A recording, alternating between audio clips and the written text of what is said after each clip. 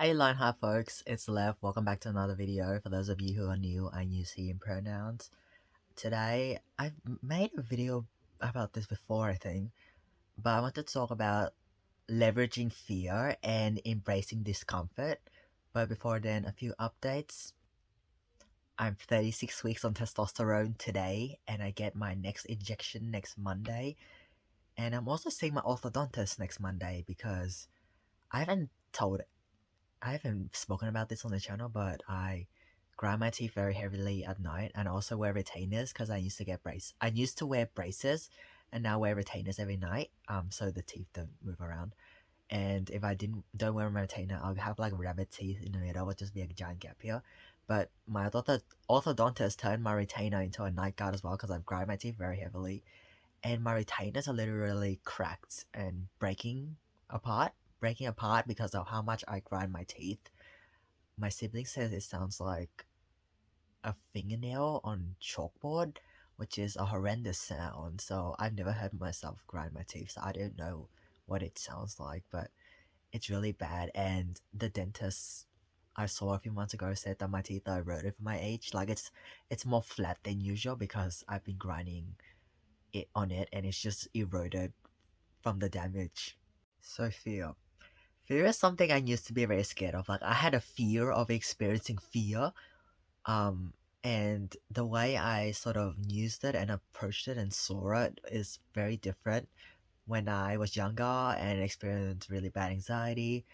Um, Compared to now, like the way I saw and used fear are two very different things. And just breaking down fear into its very core, it's a human emotion. Like for me, fear usually involves some sort of physiological response as well as just thoughts racing through my mind. I mean, thoughts used to race through my mind a lot, but now it's not so much. So it's like this physiological response. Heart rate increases, I feel tense, my nervous system's activated, and then I experience this conflicting feeling inside of me. It's like something's like this is a bit scary and uncomfortable because it's out of my realm of my comfort zone. Like it's beyond what I have grown to be comfortable with and established to be to be in my I feel comfortable and safe level. It's like I see it as like this experience of tension and discomfort associated with not knowing what's gonna happen in the future or future outcome, or just being left in the realm of unknowingness. I don't know if that's a word. Just being unsure of things and just sitting with this, okay, what's gonna happen thing. When I was younger, when I had really bad anxiety, my nervous system was literally activated 24/7. I also had a lot of trouble sleeping, falling asleep, and staying asleep because my mind would just race with thoughts 24/7 literally, and my nervous system could not relax and calm down enough for me to get good quality sleep because feeling scared and anxious was my normal. It was my baseline level, just feeling this high level of activation in the nervous system. And that was my normal. And that's why fear fear sort of consumed me from inside out, and it like fear was controlling my life essentially, and I was not controlling fear. Fear was controlling my life and what I did and the way I live my life, how I talk to people, what I'm willing to do outside of my comfort zone, etc. But now that I've flipped that entire thing and I control fear, fear does not control me anymore. I use it to my advantage because it's fuel for growth. Whenever I experience fear or nerves or this feeling of discomfort about not knowing something or not knowing how to do something or being new at something and not having much experience and training in it, I use fear. I'm like, okay, your fear is telling you that this is something you're not sure of. This is something you haven't been exposed to long enough, or something that you don't really have experience in.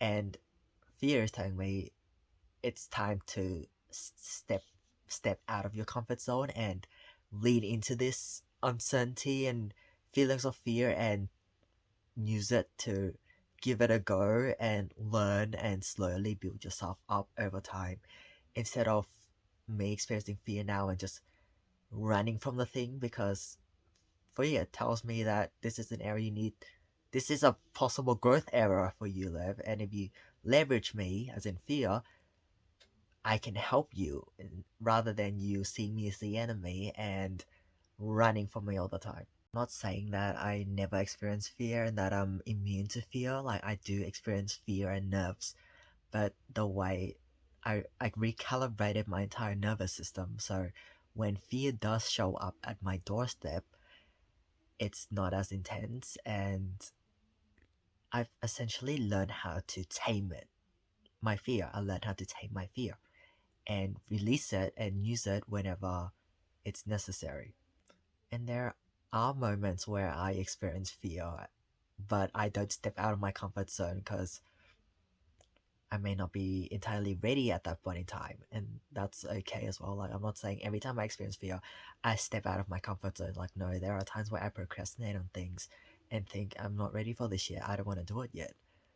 Um, but for the most part, I try to lean into it and take the opportunity of take the opportunity to learn something and build myself up to be more confident in whatever thing is scaring me. And I guess after all these years of therapy and recalibrating my nervous system and breaking out the anxiety cycle of rumination and the what if this happens if I try this, I I've started like to taking action more rather than staying in my own head. I mentioned this in other videos, but for me at with this point in my journey and with how far I've come, staying in the rumination cycle, what if, is what much worse for me than doing the thing I'm scared of. And to be honest, like the me taking action, it might not end so well, or I might get hurt, and that's okay. But that's better than staying in my own head, because if I took a step out of my comfort zone, I I not only expand my comfort zone and think, you were scared of this lab, but you stepped up, you stepped out of your comfort zone, and now that your comfort zone's bigger now, and you're able to do more things, and in linking with that, it also builds up my confidence. Like, I'm scared. I say to myself, I am scared, but I can do it. I am more than capable of doing this thing, or overcoming this challenge, or confronting this thing I've been running from forever.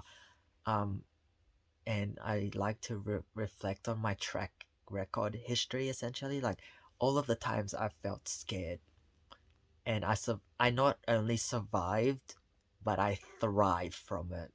Sort of on the same note, like, I guess having certainty, knowledge, and just the the state of knowing about something can bring us comfort, because there is no unpredictability, and we know what is coming.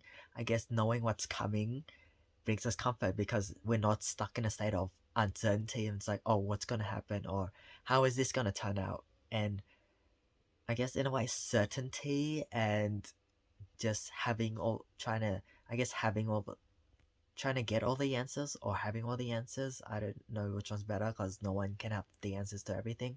But I guess having knowledge about the future and the future outcomes and what may I don't know what might is going to happen keeps us in our little comfort zone bubble thing, and it doesn't allow us to grow because we live in a state of certainty, and it's stepping into uncertainty that allows for the greatest growth to occur.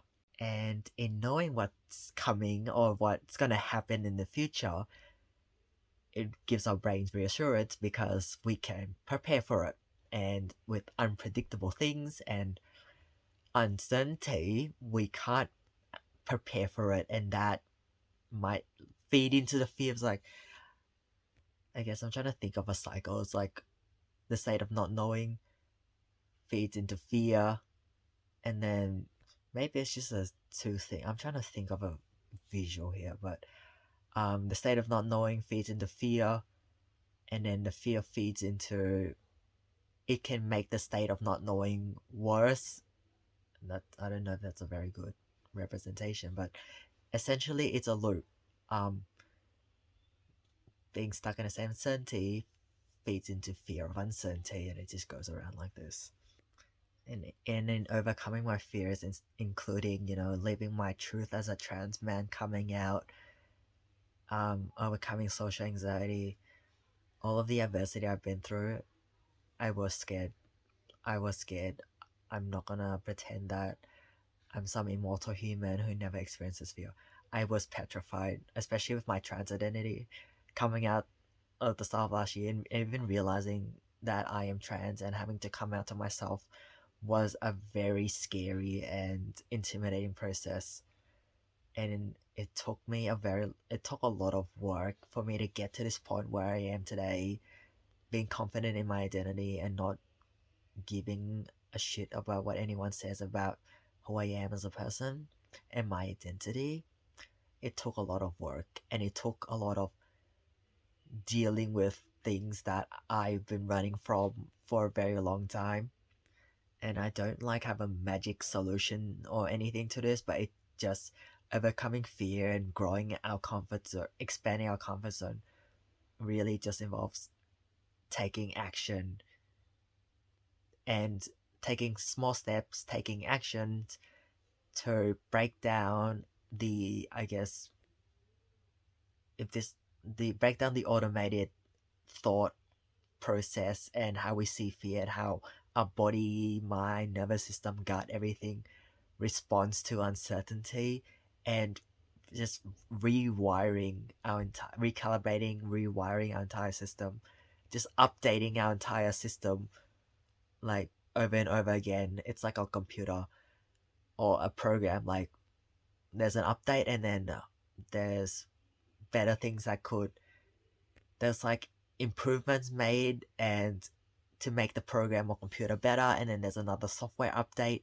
and it's sort of like that that's how I see it for humans as well. Like we're at this level, and then we learn, we experience life, and then we update our software, and then it just goes on into the way that we die. We keep learning, we keep experiencing things in life, um and it's just update, and that's how I guess I envision the process of overcoming my fear. Like just taking even small steps. Like we don't have to do anything super big or major. Like little wins count as well.